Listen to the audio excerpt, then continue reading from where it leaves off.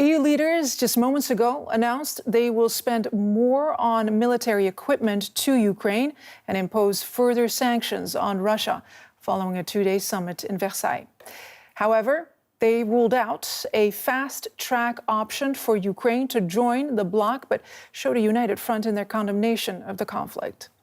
Commission President Ursula von der Leyen said the war is odious and reaffirmed the EU's move to reduce reliance on Russian energy. She also said they would seek to tax windfall profits on energy companies to curb rising fuel costs. Let's play some of what the EU chief just said moments ago. The second principle I mentioned was unity. It certainly guided us when we swiftly imposed altogether 3 successive waves of sanctions on the Kremlin. With an immediate, hard-hitting effect, we will now come forward with a 4th package of sanctions. These sanctions will further isolate Russia from the global economic system, increasing further the cost of Putin's invasion to Ukraine. Let's take you now to Versailles, to DW correspondent Barbara Wezel. She is at the summit where she has been covering this 2-day meeting of EU leaders and bracing against the rain there. Barbara, strategic autonomy, energy security, becoming self-sufficient. Is that the new top priority for the European Union?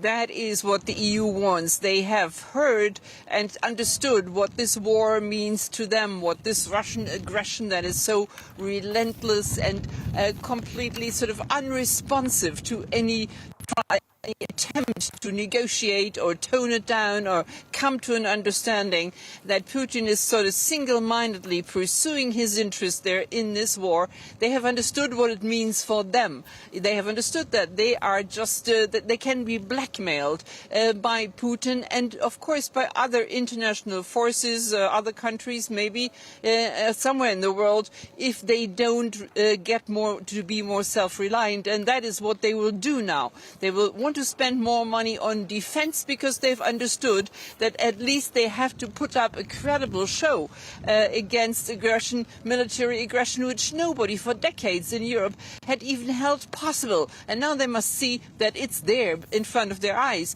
They will, of course, reorientate their industrial policy. They will need to produce a lot more things, not only weapons, but, for instance, semiconductors in Europe, because otherwise they have to rely on countries who could become hostile. And there is a long set of measures here that they have discussed and that they agree on. They will have to implement in the next months.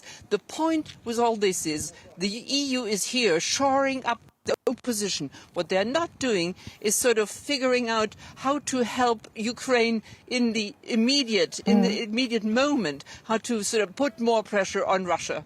Let's talk about that. What about fast-tracking EU membership for Ukraine, as the Ukrainian President Volodymyr Zelensky has asked for repeatedly? That is not happening. All they were capable of is a sort of symbolic gesture. Yes, you belong to our family.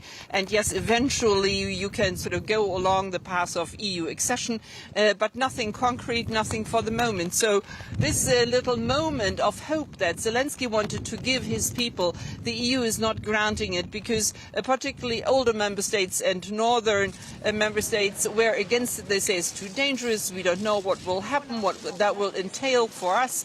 And so they blocked it. And so there is nothing more than a diplomatic gesture they're making towards Kiev at the moment. Well, let's go listen now for a second. Barbara, a video statement was released by the president of Ukraine, Mr. Volodymyr Zelensky, and he addressed it directly to the EU. Let's take a listen to what he said. Due to constant shelling in parts of the Sumy, Kiev and Donetsk regions, there is no electricity. There are problems with heating, no gas, no water. This is a humanitarian disaster. Humanitarian disaster, 2 words that have become fully synonymous with the other 2 words, Russian Federation.